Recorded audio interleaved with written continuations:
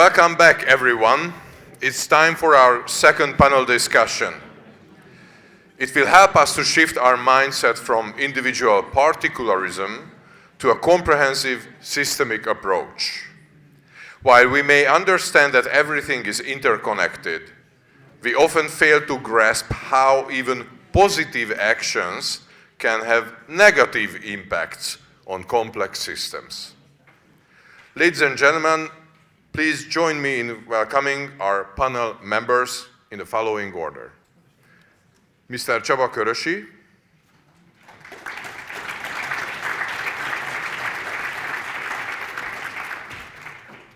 Mr. David Korowicz,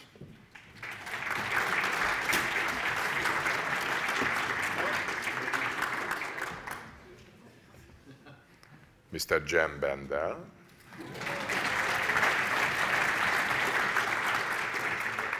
and please greet our panel moderator, Mr. Zoltán Pogátsa.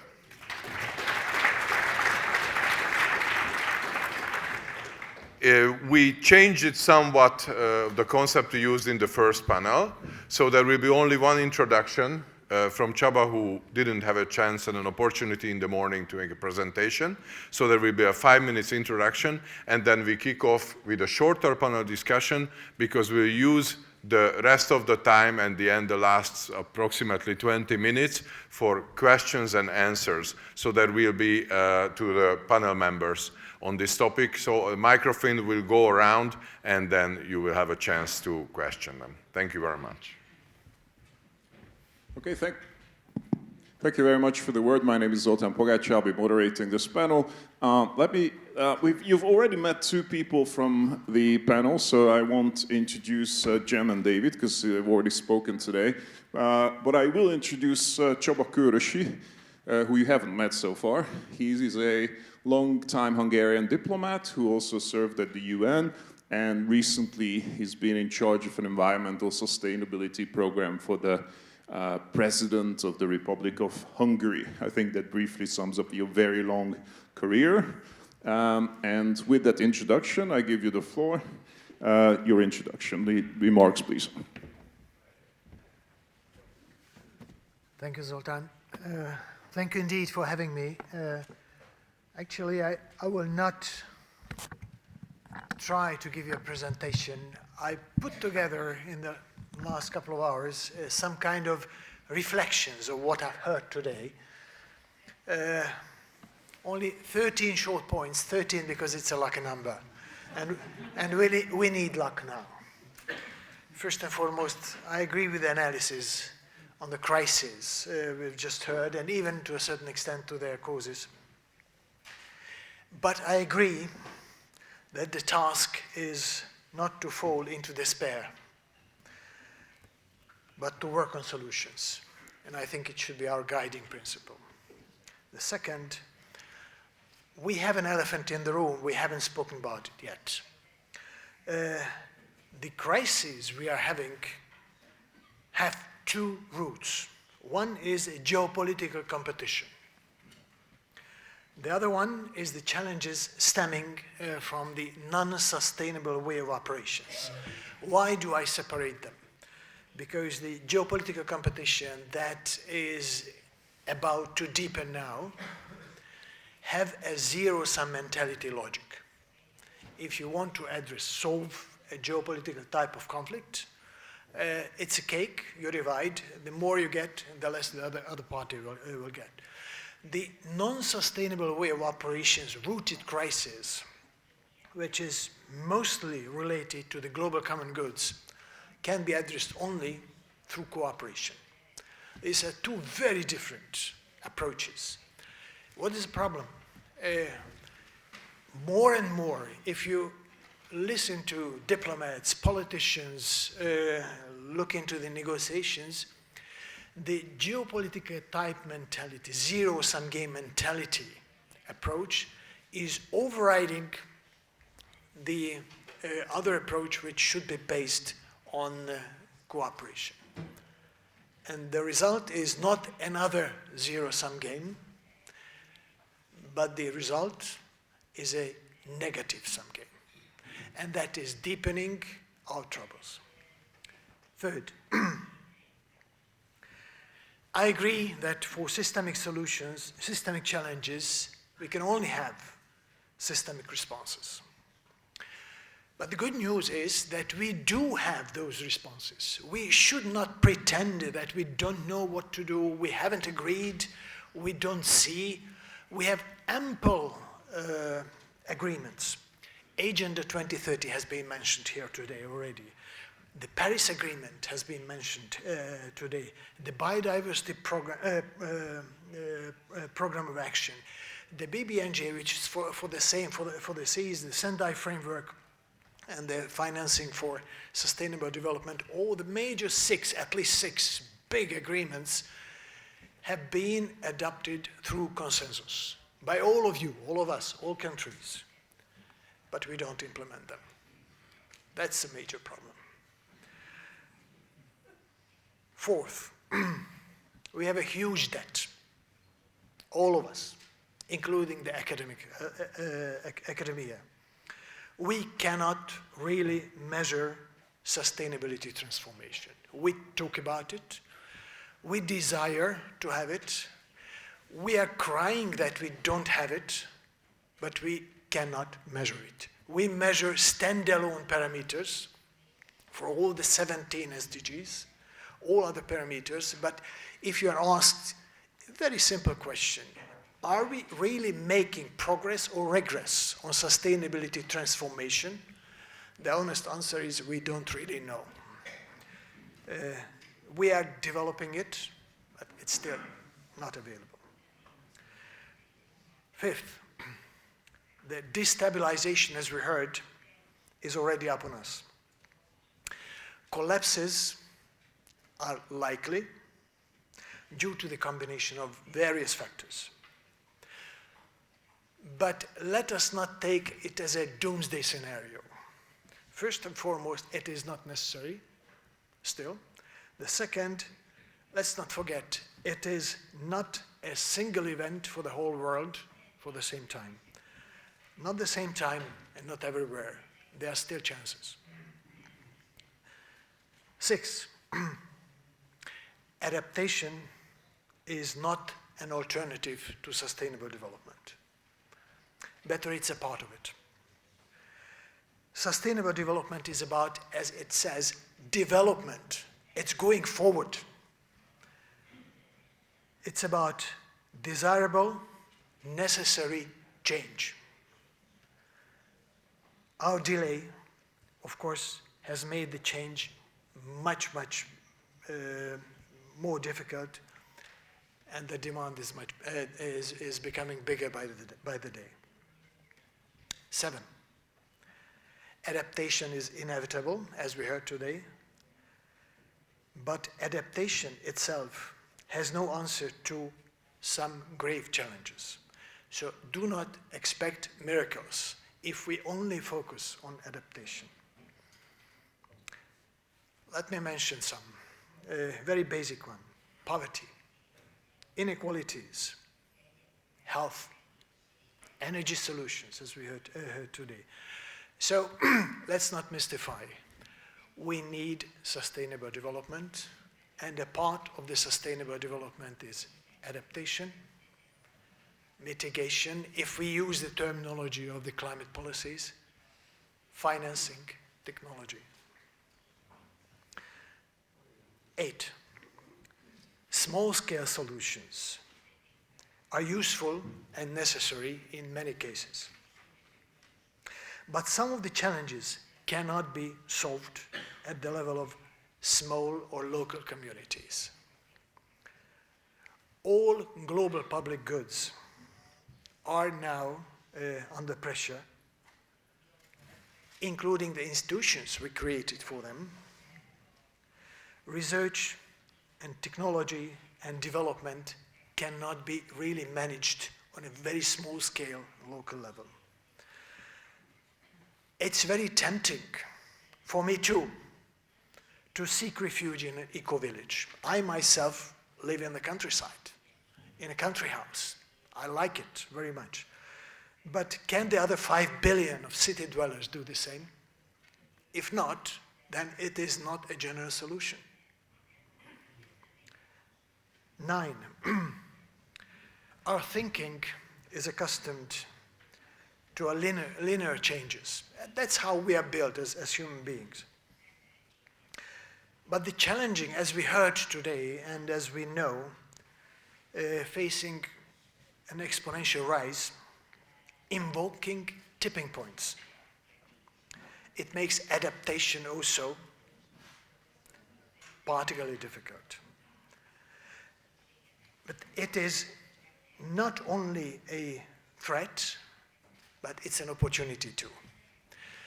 If we think that things remain as they are, just we need to extrapolate the linear process, what we are in, then we are mistaken. Let me give you an example.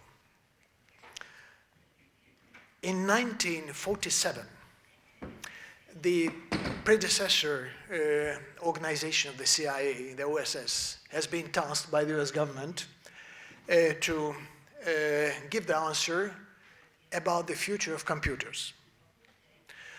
It took 1.5 years to make this study, and the answer came back. Computers are fantastic gadgets.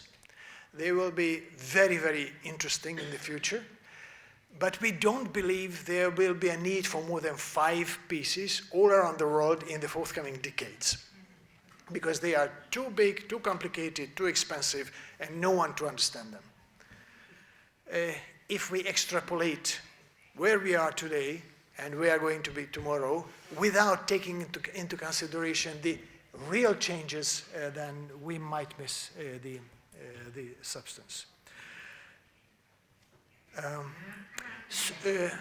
One more remark for the previous panel, and I'm sure we can have a discussion later on. Solution is not to scale back the same economy, but the changes in the content. We need to change the content of the economy, not necessarily the size. And last two, we have created rules. I'm just finishing in one. We used to be in rules-based societies for centuries. In the last 20 years, we started creating goals. So now it's a rules-based development and the goals-based development. One thing we have forgotten to do, to eliminate the contradiction between the existing rules and the existing goals. We have to make a kind of legal and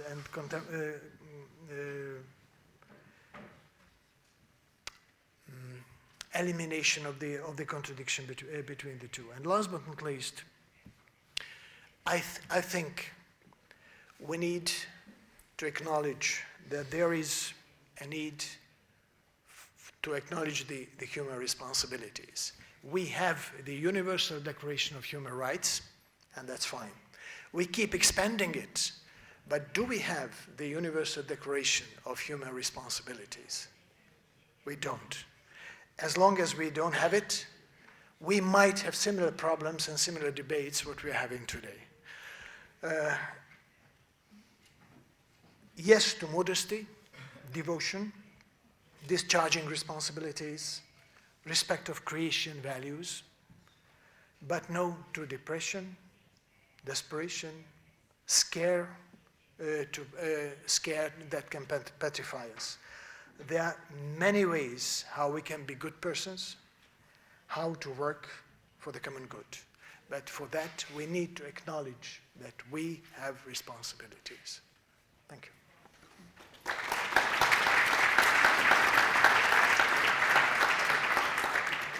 Thank you very much, Csaba, for those introductory remarks. And now we turn to a discussion with the panel members, after which there will be opportunity for you to ask questions from the members of the panel. I'd like to start with Jem and with the idea of deep adaptation vis-a-vis degrowth. Throughout the day, we've been hearing a lot about these two ideas, and basically us sitting there in the audience trying to make sense of how the two relate to each other. And to be honest with you, I'm still not quite clear on what differentiates these two, how to relate to each other. I know what degrowth is. I think it's relatively simple to describe degrowth, stop growing the economy. And that's basically you create a stationary economy in the long run. I know it's much more complicated than that, obviously, but it's not a hard concept for people to get a grip on when they come across it for the first time. But I think deep adaptation is a little bit more complicated. I find it more challenging to actually conceptualize it. There was a famous Hungarian comedian in the audience today who actually asked me to ask you how you're different from, as deep adaptationists, how you're different from preppers. Because preppers are people who, wait for the end of the world. We've heard that you have a guitar, but do you have a bunker? Do you have a gun?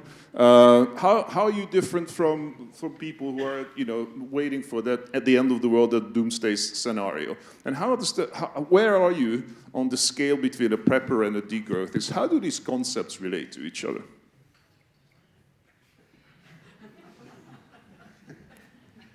Do we still have the comedian here? Unfortunately, I think he's gone. Damn. I'm going to answer your degrowth question and your question about what kind of weapons I have at home. But first, I'm going to rebel because I would like to offer a few remarks in response to just what we heard from, how do I pronounce it? Csaba? Csaba. Yes, just some reflections, because there are attempts to frame and reframe the situation we're in. And that's fine, that's normal, that's natural. But as we do that, we have to look at what is a frame doing, who is it serving, who is it not serving, and is it trying to actually calm things down? The professional classes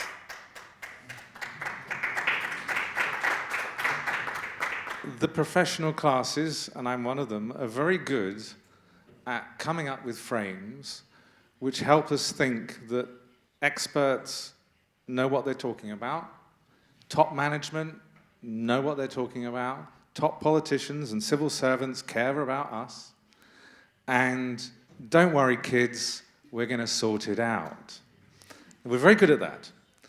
And so when I hear people talking about polycrisis or multi-crisis, not collapse, when I hear people talking about degrowth rather than, say, deep adaptation, I'm hearing the way that the establishment, people in top jobs with big budgets, big responsibilities, big numbers of staff, are trying to grapple with a scary situation in a way which calms themselves and us all down. So that's my framework. So when I hear an offer of a reframing with I counted 11, not 13, so I want to chat to you afterwards about maybe I missed out some. There are some things I wanted to point to. So absolutely, we don't measure the right things. And absolutely, destabilization now doesn't mean doomsday tomorrow. But it doesn't mean it's not doomsday tomorrow, because we are in a situation of such rapid climate change. 1.6 degrees over the last 12 months. We've had months that are 1.8 degrees Celsius over pre-industrial. So that's, at 1.6, that's a half a degree Celsius rise in just over a year. Now, in looking at the paleontological record, typically, that would have taken about 500 years in the past. So we could be in the midst of a doomsday scenario. We could be. I'm not saying we are, but we could be. And that is deeply troubling, and we just have to let that be. It's deeply troubling. It naturally causes a bit of despair and dismay, and that's painful, and we just got to live with that. If we're looking for solutions in order to escape that pain, then we're not staying curious, We're not staying rigorous, scientific, logical. We're not doing all the things that I think you're asking us to do, which is actually, well, don't go off to an eco-village. Let's actually think what's going to work for a lot of people. But if we're trying to just jump for a solution because it makes ourselves feel better and distracts us from the pain, then that's not going to help. I disagree that systemic responses are already known and it's just a lack of political will. Studies show that politicians do not understand the monetary system. They do not understand how our money is created as debt and how that creates a growth imperative in society. And so if you don't know that, then you don't know the fundamental operating system of our societies, which has created this drive towards continual expansion and commodification and consumption, this rush that we're all invited to perceive life being about, rather than it being just naturally nice and abundant and caring and joyful. So I actually don't think there's a level of systemic understanding. And why? Because people are willfully blind to that if they are in senior positions, because it means you have to become quite radical. And there is, understandably, an aversion towards radical analyses of our situation. Adaptation is not an alternative to carbon cuts and drawdown. Absolutely not. I'm fully in favor of bold action on mitigation and carbon cuts, but it is not part of sustainable development, which is a failed ideology. I gave my life to sustainable development since 1995, and it is an ideology which suggests that we can address poverty by including the whole world population in a consumer industrial society. That's nonsense. It just doesn't work. The things you've been hearing about today with the energy problems and resource problems just show us that we can't just bring everyone into an industrial consumer society. And it's convenient for people in power to say sustainable development is possible because it means they don't have to look at their own excess and their own profligate lifestyles and so on. And I include myself in that. It's easier to just say, oh, we can get everyone on the escalator of consumption. It's not possible. It is actually, I believe, completely illogical to say because there are natural tipping points in complex living systems that therefore there will be natural tipping points in positive ways in society. This is an ideology that's funded by the Bezos Foundation. They actually got a report to be pitched to Davos on super social tipping points. And anyone who knows about sociology, anthropology, political science, and so forth thinks this is nonsense, it's baseless. And I talk about it in my book. The context to create social tipping points, social revolution, the context was far better for that in the 1970s. People had more free time. Workers had a greater share of corporate profits. You could afford to have just one person working. You had a lot more social connection and interaction. There was a lot less mass manipulation through what's been happening now with the way our social environment is manipulated. Our online social environment is manipulated. And if you look at when people talk about social tipping points, it's the same old story. It's technology and the kids. Technology and the kids. I heard that when I was a kid. Technology and the kids will save the world. And now when you ask what are the super social tipping points, it's technology and the kids. So, I mean, come on. Look, this is the crucial thing about recognizing that in 1987 at the UN General Assembly, the world's government said that climate change is real, it's dangerous, we're causing it. 1987, and what have we achieved through all this lovely multilateral cooperation? Nothing other than creating things like the WTO and expanding globalization and liberalizing markets and making us all slaves to global finance. Well done.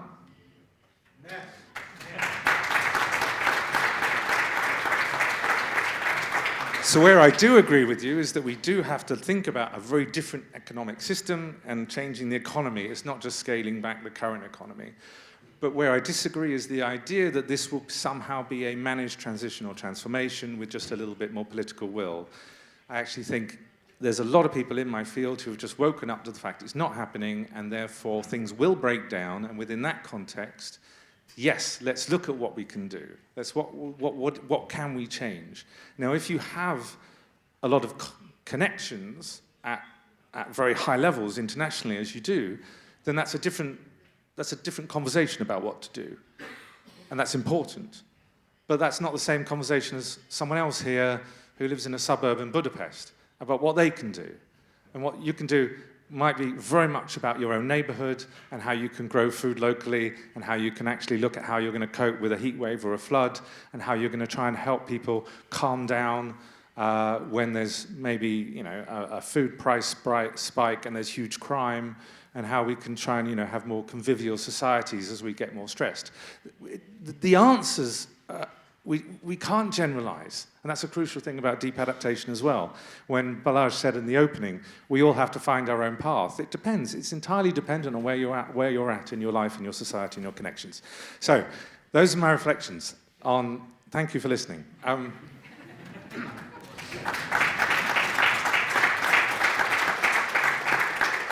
So because that's my big picture, my view on degrowth, it's a wonderful way to get multiple millions out of the European Union to have lots of academics to sit in rooms like this for the next 5 years. But show me a single working class person in Europe who believes in degrowth. In the UK, last year, a report came out that nearly a third of all young parents in the UK have skipped meals to be able to feed their kids. You tell them to stop demanding more. It's a nonsense. It's the privileged classes that are coming up with a story in a way of, oh, degrowth, blah, blah, blah.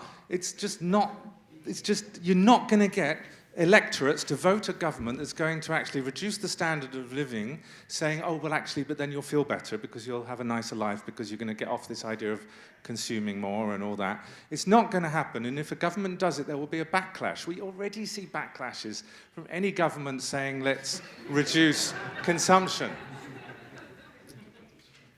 Oh, okay. Sorry about that.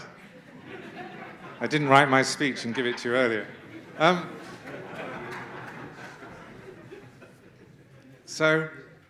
think degrowth is yet another delusion of the chattering classes. It's not going to happen. And also because they don't even talk about the monetary system. And basically, we can't just change our views about growth.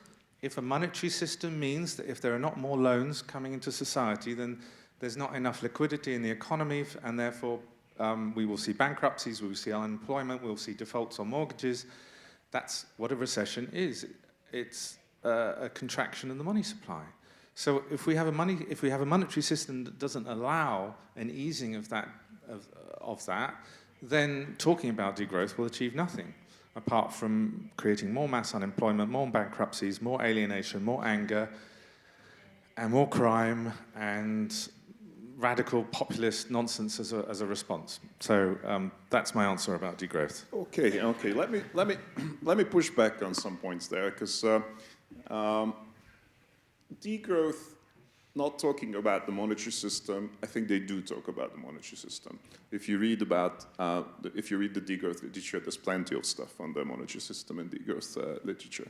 B, the argument that because the working class doesn't think in terms of degrowth, and therefore degrowth is the wrong idea. Well, the working class doesn't think about a lot of things which are the right ideas, and that doesn't actually negate the fact that they could be the right idea. So a measurement of what is the right idea and what isn't what the working class thinks about the world. I could ask you exactly the same question. Does the working class think in terms of deep adaptation? I don't think so. They've never heard the concept, just like they've never heard the concept of degrowth. So that in itself, I don't think is an argument. But let's get to the second round of my questions, because I think that's going to kind of show you why I'm asking these questions. The second round I thought would be about interdependency, and that goes to David's speech in the morning as well.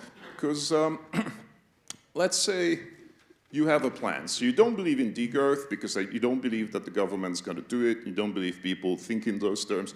And you opt for deep adaptation. You have your own strategy. And David laid out quite a nice sort of overview of how you should think about those strategies.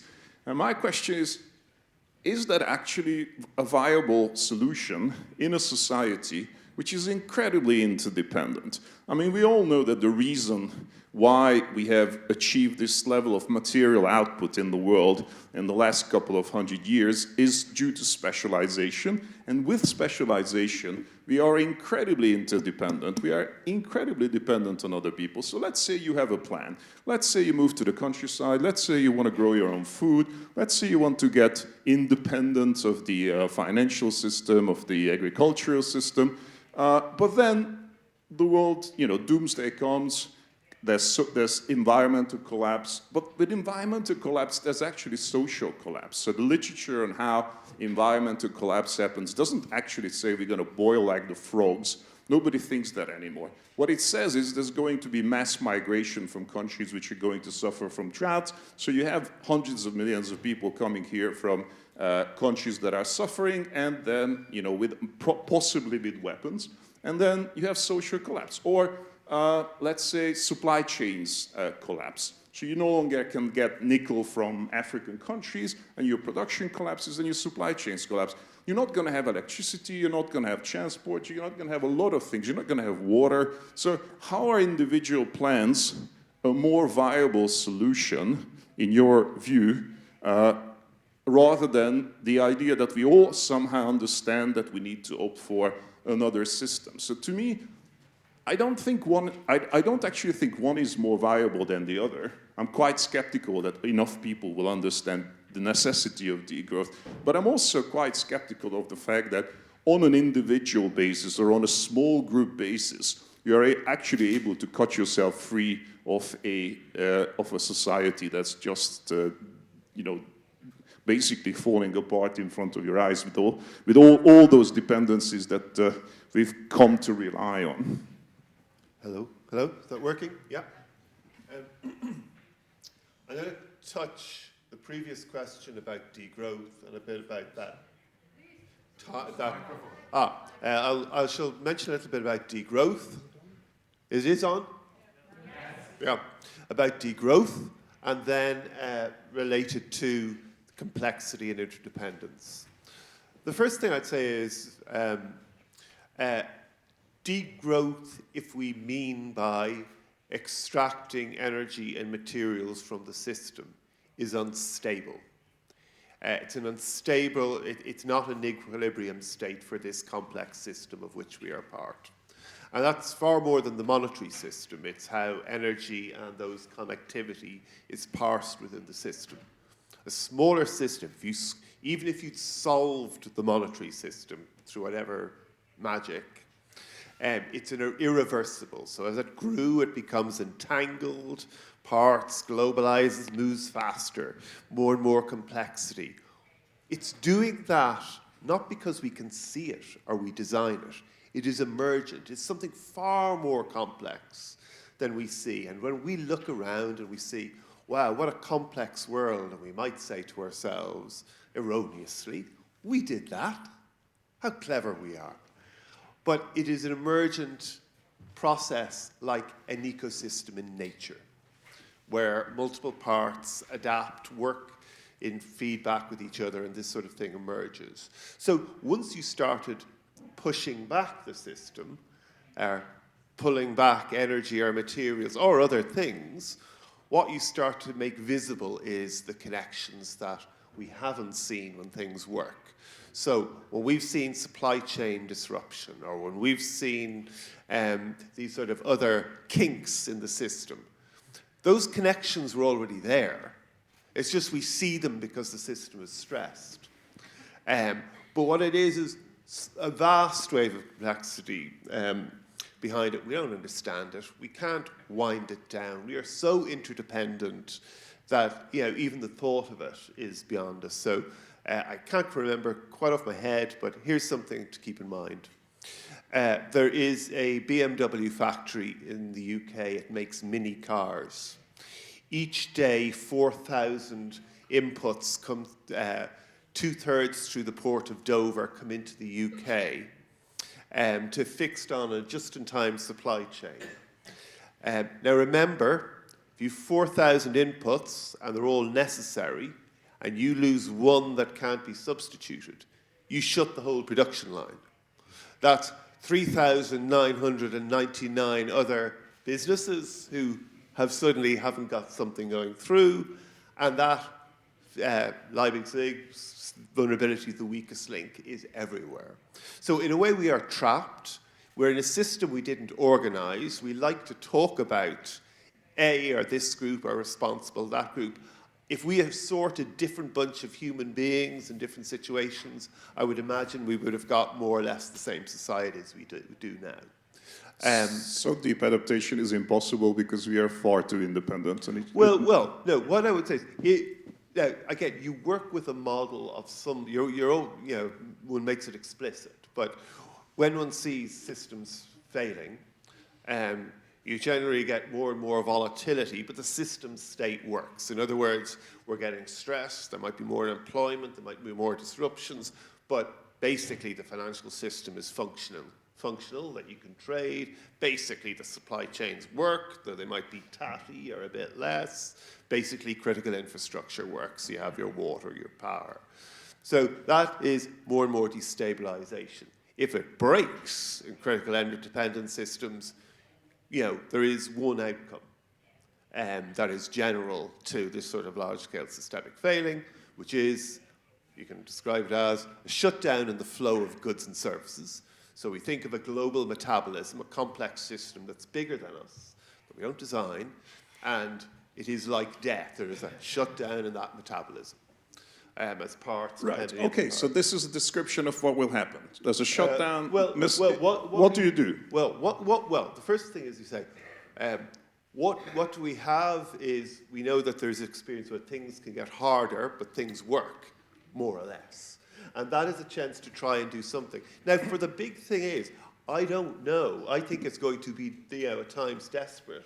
But Simon, this is not what we're expecting. What we're expecting is literally things breaking down. Literally the financial system, the energy system, the transport system breaking down. What I think the biggest, when we have all of these things, we have a highly stable, highly coherent, highly synchronized system on which we depend. Through connections we could barely imagine. It's beyond the human imagination. And lots of forces are converging upon it, both those things of climate, the feedback from biodiversity loss, to minerals and energy supply, but also how they are amplified through these complex interdependencies. So the most fundamental system for failing, it's not the debt base so much as it is the financial system that hits everything. Right. But if essentially everything will keep on functioning, then we have nothing to be afraid of. No, I'm talking about this is how the system begins. There is functioning and it's stressed and volatility, and then there is a failure.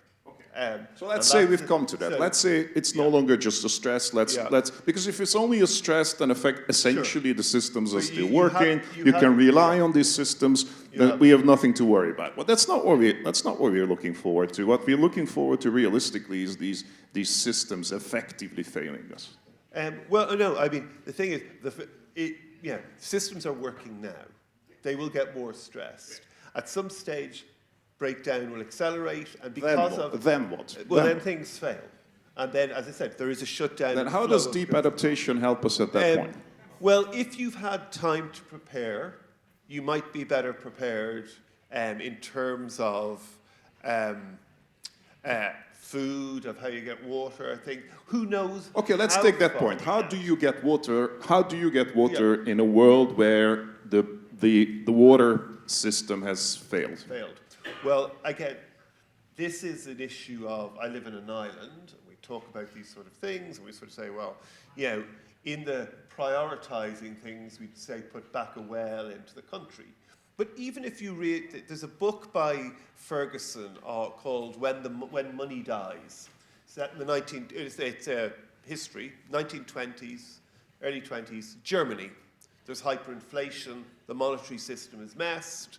And, it always struck in my mind this complaint of these city dwellers who are, ignorant. They've lived in cities for years, and they decide, countryside, food, go to country, get food.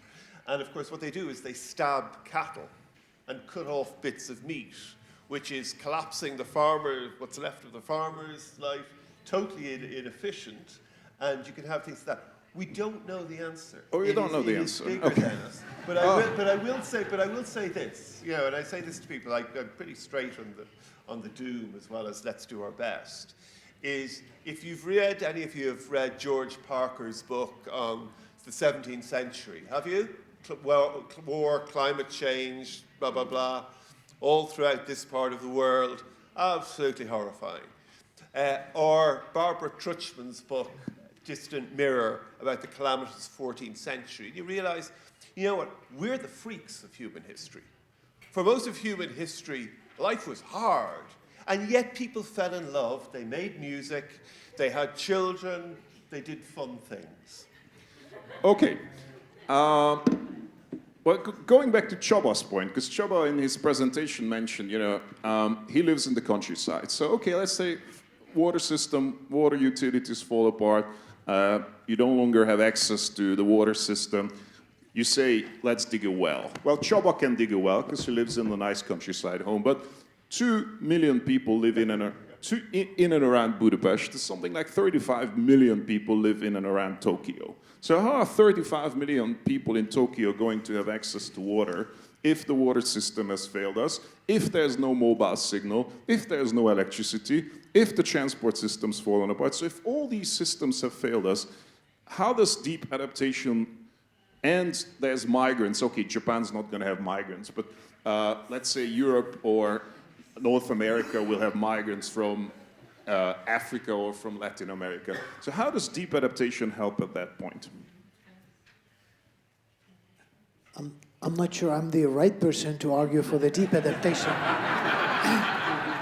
Though I believe it is a very important part of the big picture. Can I just make one sentence response? When Jem mentioned that sustainable development is a failed ideology, ladies and gentlemen, it's not an ideology. It's something that we have to do. Because if we want to develop, it should be done in a sustainable way. Otherwise, there will be no development. It's not an ideology. But coming back to, Zoltán, coming back to your point, obviously, we are facing a number of great challenges. Some of them are very local, some others regional, some others global, and they should be addressed accordingly. So if we are talking about how to provide water and sanitation for a community of 35 million, obviously it will be a task for a region about 70 million. You cannot drill 35 million wells in Tokyo City or anywhere else. Let me come back to the point of what we are trying to achieve here during our discussion is seeking the way how to change complex systems, how to make a redirection of development. And that means we are looking for solutions that start working from now onwards. But solutions can only work if they are workable in the conditions of our societies and in the conditions of our economies. If we figure out something that is absolutely alien to the existing conditions of the economies, that may look fine, but who will implement it? We are all players in the economy. And if, as economic agents, we don't implement it because we don't believe in it, then it remains a theory. Good. Okay. Jem, I'm back to you. Hello, everybody.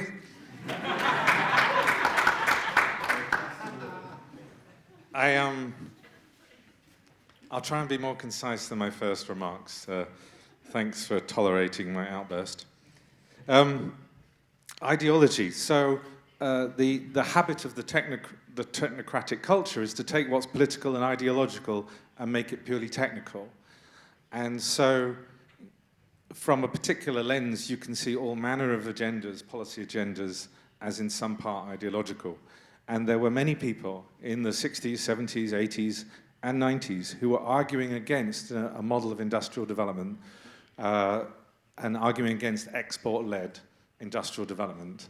There are super famous people like Gandhi who actually had a very different notion of how India should improve itself, which wasn't anything about us all becoming consumers. So it is an ideology, and that doesn't mean it's just bad.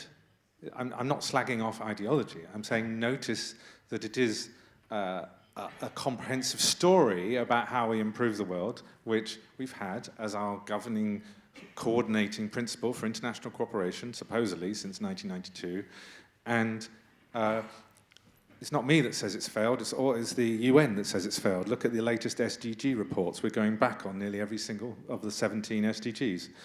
And that was predicted by people who didn't buy into the idea that we can all just become consumers.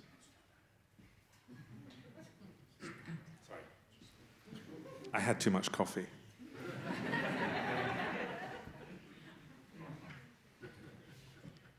My point about degrowth and the working class is that I don't see it being able to lead to a mass political movement. And the same is true. I don't see deep adaptation becoming a mass political movement, but the good news is we don't need it to. Because it's premised on the idea that existing power structures are cracking, will break down, and we're going to collapse into community. So what every one of us can do is try and shape that community that we find when it's the only thing we've got. So it doesn't have any of this sort of desire to win political power. But degrowth, when they actually start talking policy, is very much about that. And I think it's wishful thinking. So if you want to degrow high consumption societies, I would say join the anti-imperialist movement, for example, the anti-French multinational movement in Africa, which is saying, we don't like our resources being shipped off to Europe. And that there is a wave of anti-imperialist sentiment sweeping the global south at the moment, and that actually might force an increase in the price that rich countries have to pay for the resources they're buying in from the rest of the world. You're not going to find any top bureaucrat from the West supporting that idea. And yet, if we're trying to be as logical as possible about where we'll be in the geopolitical context, a push towards degrowth in the West and in the advanced world, it might actually be supporting political movements in the global South who want a better deal for their raw materials.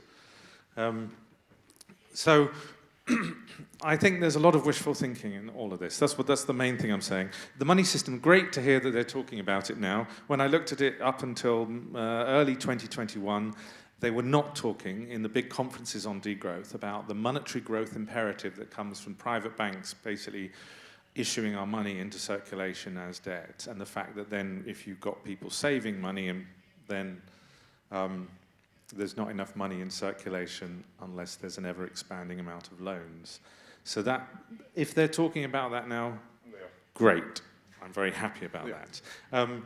Did you want me to ask about how we get clean water in suburbs of Budapest? This idea of a community, because there's a famous German author, Ferdinand Tönnies, who wrote about how we got from communities to society. The entirety of modernization was about moving on from communities to society. Can you go back to society, to a community from society, once you've begun to rely on millions of other people and global supply chains? You say it's unrealistic to expect political leaders to implement degrowth. Do you think that political leaders or political structures are going to let you move back from society to community? I mean, there's a lot of examples of people trying to do that. There's a Hare Krishna community in Hungary, in a valley, trying to do exactly that. And they're very honest about the fact that they're finding it finding it incredibly hard to move away from society, because they, in so many ways, they're really dependent on the outside world. Is it realistic to expect that communities all around the world, and we're now talking 8.5 billion people, and we'll be at 11 billion people by the time we get there, 11 billion people around the world suddenly rearrange themselves? And when we were living in communities with 1/10 of the amount of people, that 11 billion people are suddenly going to start to rearrange themselves from being incredibly interdependent on each other to living in communities. Okay. So when I hear that question, I hear a wish for there to be a viable plan to help avoid mass suffering and death on a planet of 8 billion people. And I also hear a desire to have personal agency in relation to that valid plan, viable plan.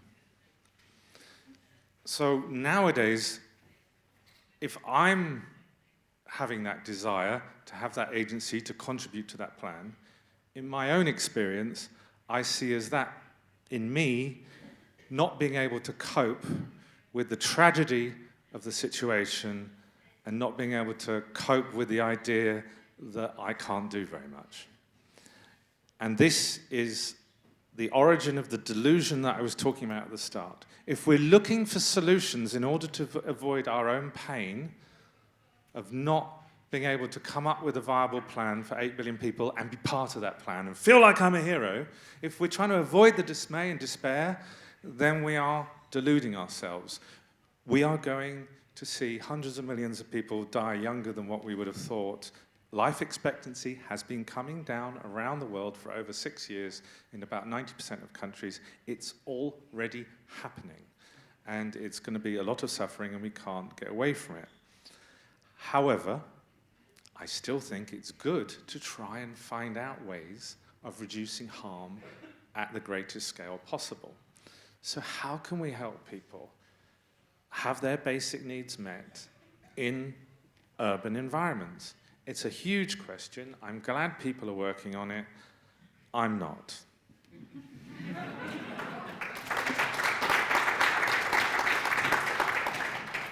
Okay, thanks. It's being signaled to me that we have about half an hour left of this session, so however much I'd like to continue this discussion, because I find it interesting, we do need to open up, because there's been a kind of popular revolt during the day, and people wanted to ask questions from the panel. So what we'll do now is we'll open up to questions from the floor. The usual rules apply. Please keep it short, but really do keep it short. Don't just say I'm going to be short, but actually be short. Make it a question, not a statement. We don't want statements, we want questions. We don't want self-promotion, we want real questions that can be answered by members of the panel in a relatively short way. We have a microphone going around with the gentleman, so raise your hand and, well, let's wait for somebody from the audience. You wanted the questions, you came in the...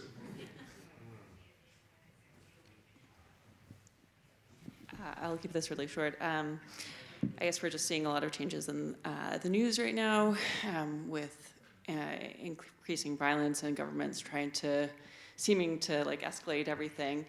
And it's, I guess it's kind of distracting from the climate change topic, and I'm just curious about what your thoughts are around these changes right now. Thank you. That makes sense. Thanks. Let's collect another 2 questions before we go to the panel.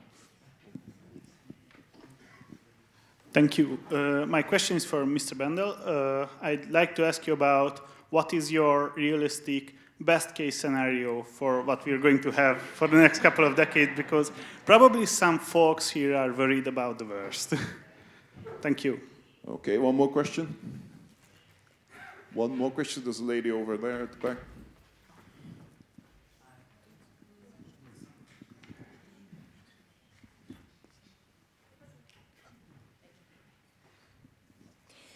Hello, my question is that can the Universal Declaration of Human Responsibility, which has been mentioned by Csaba Kőrösi, help to the matter of deep adaptation? Is there an interlinkage? Is there something that can be done with that concept? Okay, we've had 3 questions. We'll try to have another round. I asked the panel to be brief. You don't have to answer every single question. Choose the ones that you feel are relevant for you. Csaba, do you have any of the questions that you'd like? Obviously, I need to address the last question. For many, many years, our international cooperation and set of values were encapsulated and then guided by the Universal Declaration of Human Rights. It is one of the best documents we have actually since 1948, and I'm not entirely sure if today we were to draft another document of similar kind, there would be consensus about that. But think about your own countries, in your own legal systems. Do you have just rights, or it always comes with obligations? For each and every matter that we have in every society, be it economic, be it penal, or whatever other matters, we always have rights and responsibilities.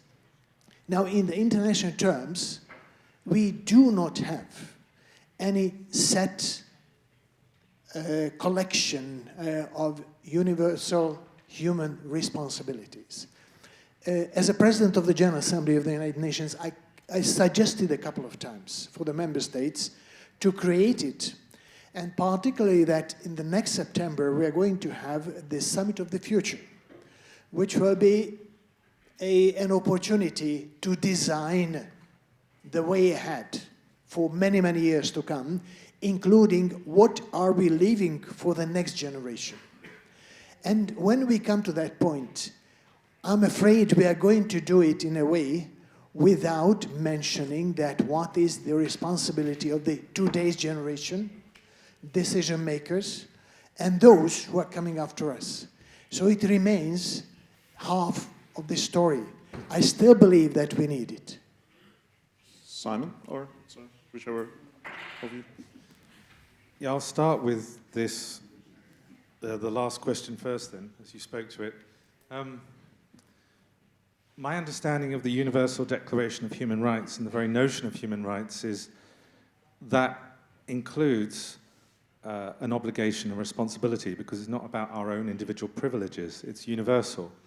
So it's about how we participate in society that everyone experiences those rights. And because it's an international document and commitment, therefore we should be trying to see that every human alive experiences those rights. So there is a responsibility built in, and they actually confer responsibilities on organizations, governments, corporations even. So we need to recognize that, because I think there is an unhelpful retelling of rights at the moment as if it's selfish. And our rights and our freedoms will be under threat from the managerial classes who want to control us and make us have very negative feelings towards anyone who's rebelling against power. So I'm very careful with anything which somehow demeans what the fundamental idea of rights is, and anything which gets us to think that we don't deserve our inalienable rights because we haven't delivered on our responsibilities. If you're going to predicate rights on responsibilities beyond what's already in the criminal legal system, then you've got to ask questions, well, who decides? So we had the responsibility to protect, for example, which the Western powers were very keen on, and they haven't looked at all in terms of Israel and Palestine. Where's the responsibility to protect there? When it suits the West, they're very into it, but when it doesn't, they're not. And also reality with geopolitics, how much are we going to talk about that in terms of Russia and Ukraine as well? So I'd be very careful about where we go, who we're empowering, and what kind of global game we're playing with reframing rights. So I'm a little bit suspicious, and I'll be a bit careful on that. That then relates to government violence. I wasn't sure about your question, but I think you're talking to the general anxiety we feel about war and warlike rhetoric, and how a panicked population fearing an enemy, whether it's radical Islam or Vladimir Putin or whoever, that can be a device to try and silence dissent, vibrant democracy in a country. It can be a mechanism to introduce oppressive legislation and surveillance and censorship. So yeah, I'm feeling very awkward about the way war is coming back and war consciousness is coming back as well. But I don't quite understand your question, but maybe that speaks to it. Realistic best case scenario. No nuclear war.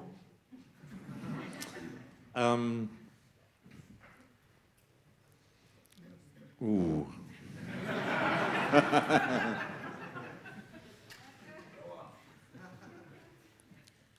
I already know that many people are, I don't like to use the term, but it feels right, people use it for themselves, waking up to how they were lying to themselves and each other, and how they were working their working lives, their career, their desire for status and financial security was coming from some kind of lack of self-love and self-acceptance. Now, if more people wake up in that way, then we could see a global revolutionary era, which would be a tender, non-violent, wonderful revolutionary era.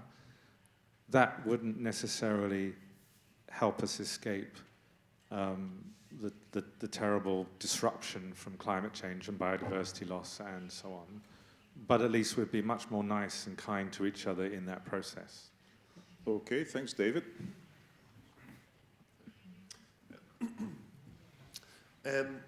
About the anxiety, of course we live in a world where we are inviting it into our intimate moments, the way we use technology, the way it's pushed out in this, we're caught in these like dopamine traps where evolved behaviors of our species have been effectively hardwired and chinked into technological systems.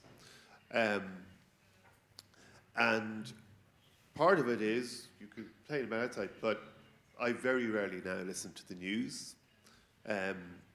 Issues like Ukraine are important to me because I know people, that's where my family is from. And one sort of feels, people there. So all of this is a way of saying, like, part of what one would want to be doing is, for me anyway, is a type of mental hygiene or emotional hygiene or whatever one wants to call it. Because we know we have stuff in our behavior that is both repelled and drawn into this thing. It affects our emotional stability, it affects decision making, and yet there we're in it. And there's people making money out of it, and there's mad people doing mad shit excuse my language, mad things with it. So the only thing is, you can't do anything about a lot of these things. There's not an answer. You can only find answers in certain things that you can do or things you can do with people you know. It's not that you allow yourself to become ignorant, but we're literally we're wired dopamine into this thing that's really destructive. It is really like, if one had, your little atomic weapon to destroy a system, I would destroy social media in terms of what it's doing, because it's everywhere. So I think that sort of protection is, self-protection, I think, is really important. And just on the question of the optimistic scenario, I don't think we're going to burst. As far I describe myself as a civilizational naturalist, by which I mean civilization is just the natural local process of organization in a little sliver of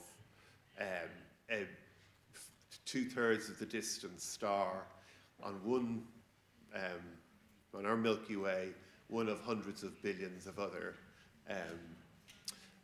large-scale galactic structures. And when you look at the tragedy out in the world, what's coming, and I've been doing this for a long time,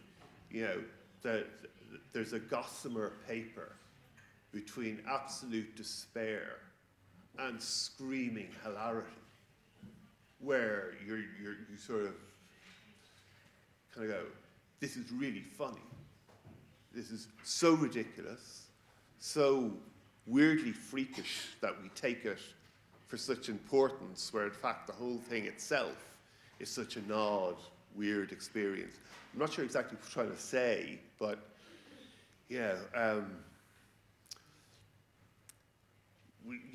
like the Wittgenstein said from one of your neighbors next door, of what one cannot speak, we should pass over in silence. And sometimes it's those sort of things where you just say, let's find silence, let's kind of, we don't have to address all of these questions. There's lots we can't address. And the real skill is to know when to let things be, drop them, and walk away and say, I don't need an opinion. I don't need a theory. What I need is a drink with my friends or sitting in the garden with the birds, Okay, thanks. Let's have a quick second round. We still have not much time left, but I do see 3 hands already. Let's take her first. Lady there. Yeah. So the care crisis is already hitting Europe a lot, and especially the care crisis for the elderly, and it's hurting the middle class really badly. And my question is, do you see any chance that because it's hurting the middle class already, this waking up and the openness towards deep adaptation can reach like leading classes through the care crisis first, rather than the climate crisis? Okay, thanks very much. There was another hand at the top. Yeah, the gentleman at the back. Gentleman at the back.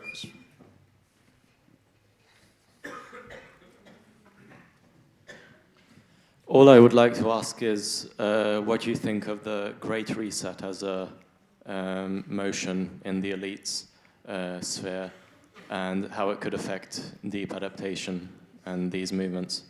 Thank you. And the third one was the gentleman at the other end. Wait for the microphone, please. We do need to wait for the microphone. Translation.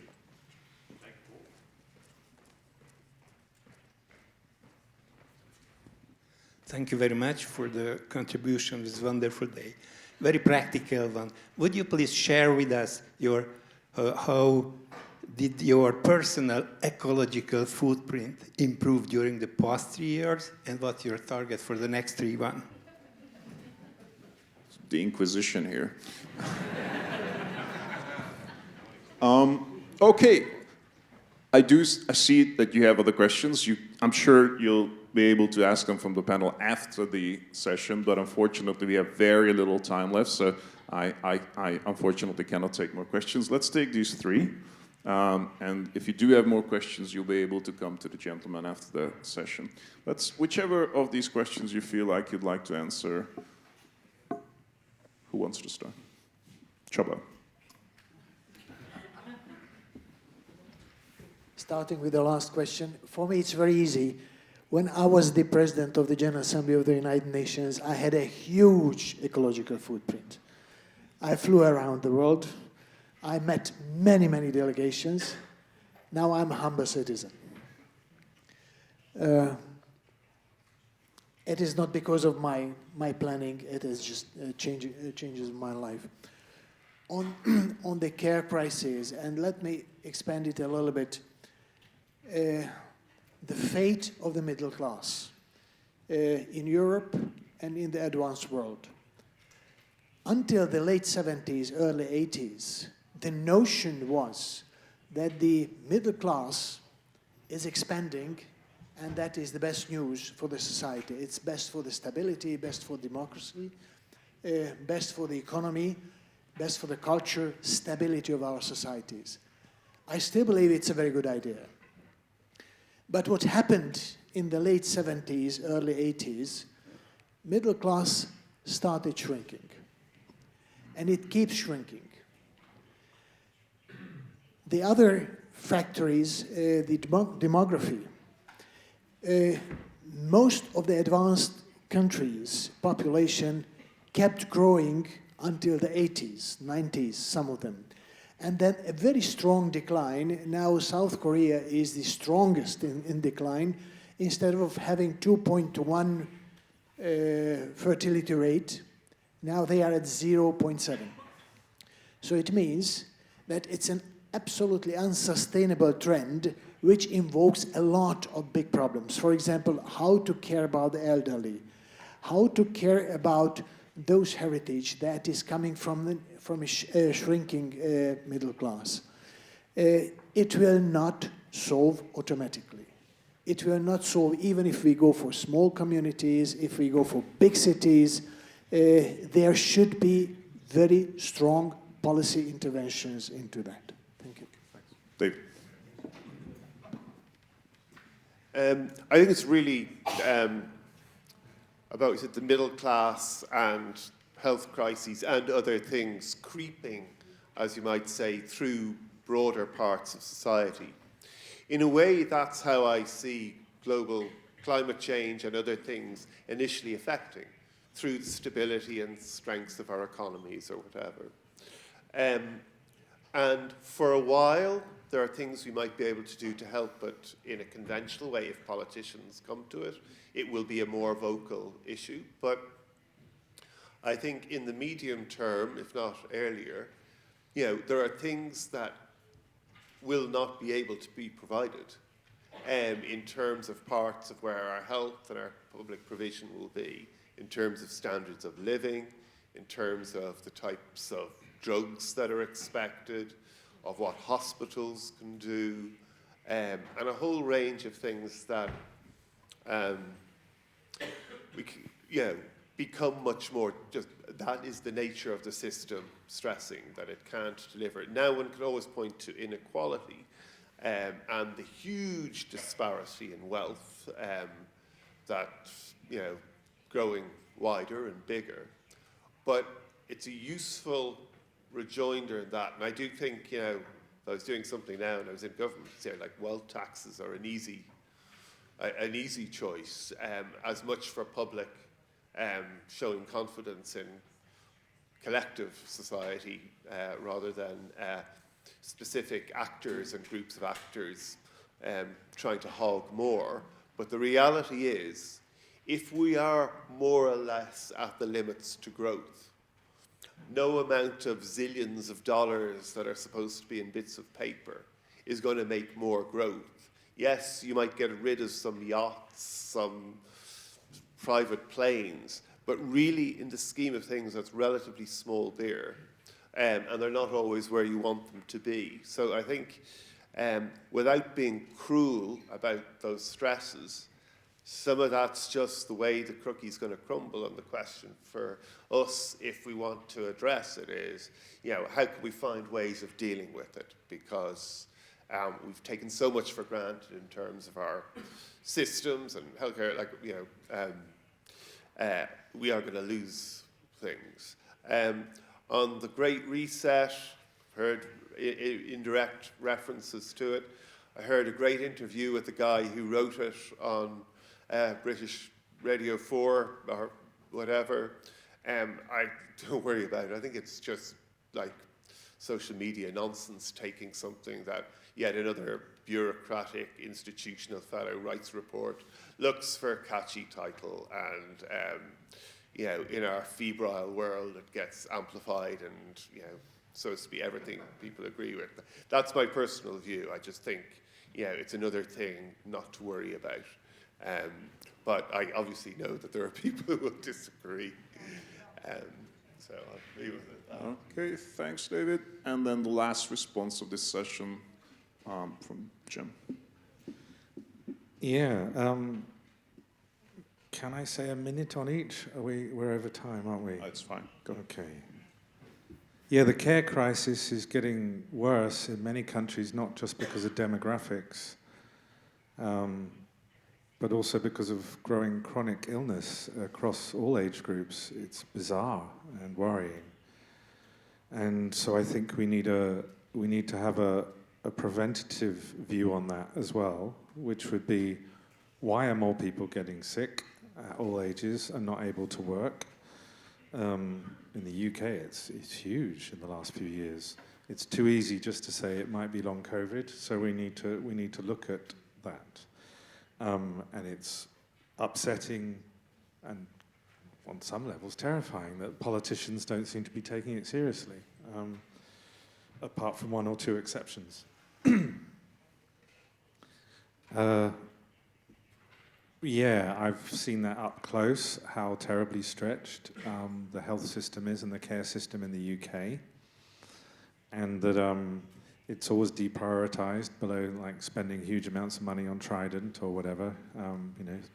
This is the downside of this rise of geopolitical tensions again. I think because of my understanding of the future, I think we will not receive our basic needs met, including needs for care, as much through either the state or the market over time. Therefore, we're going to have to turn to each other. Therefore, everyone here has probably heard of a babysitting circle.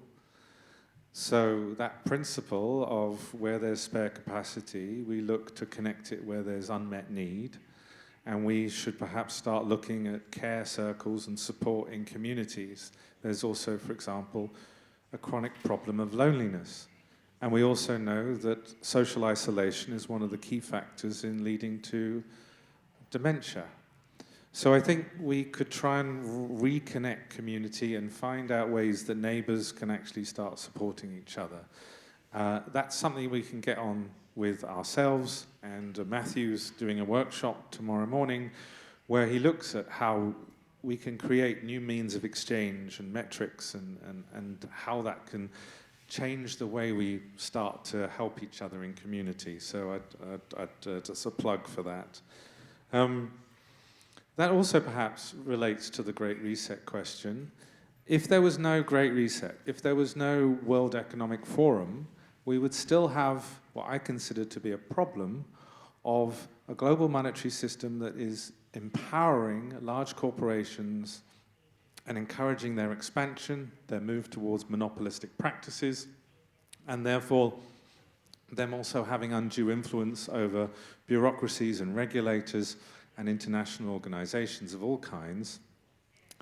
And there's an ideology there, which is big corporations, big governments, technocrats, more surveillance, more technology will basically order the world better. So it's the ideology of order. And if we're all ordered, we're all mapped, and we're incentivized in the right way, then we'll all behave better for each other and ourselves. I completely disagree with that ideology, and I see it as very self-serving for people who are in privileged positions of power. So for me, it's unhelpful to look at that as a conspiracy of the Great Reset. It's actually just an ideology and a way of working that's quite natural to a system of capitalism, and we have to be conscious of that and try and counterbalance it. But now I've got to a new position, which is that, well, it's going to do itself in, so we can turn to each other in community and start creating something different. So yeah, I think if we just get angry about a Great Reset, that's maybe a way of not just looking at what we can do for each other in our communities. My eco-footprint has been up and down. It was very low for a few years, living in Bali, and no need for heating, and I wasn't eating meat, and then I'm also through the organic farm and farm school that we're doing. We're very focused on soil restoration and health and so on, and but we're not measuring it much at the moment, and that's not our priority to do so. I flew here, and I'm flying again for the first time in the last 18 months. I'm flying again. I hadn't for 3 years before that. And that's because I'm wanting to promote collapse readiness and promote this conversation. There aren't that many people doing what I'm doing, so I'm okay. I feel okay with what I'm doing and how I'm using my carbon. So I'm trying to make my carbon count. And if you believe that we should have air ambulances, if you believe that there's some people who should be flying, then, well, I think at the moment with what I'm doing, I'm happy with flying, but I don't like it. So I respect those people who choose not to fly. But there are other things we can do. We can have fewer children, and I chose not to have a child partly because of my understanding of the ecological footprint of a child being born in the West. Now I live in Bali, I know that child would have a much, much, much lower carbon footprint, so maybe it's not the same situation. Okay, thank you, Jem, and thank you, David and Csaba as well. Thank you for respecting the time and being very concise in your responses, and the debate as well. With this, this session's come to an end. Thank you for your attention and your questions, and we hand back to Balázs for the closing remarks for today.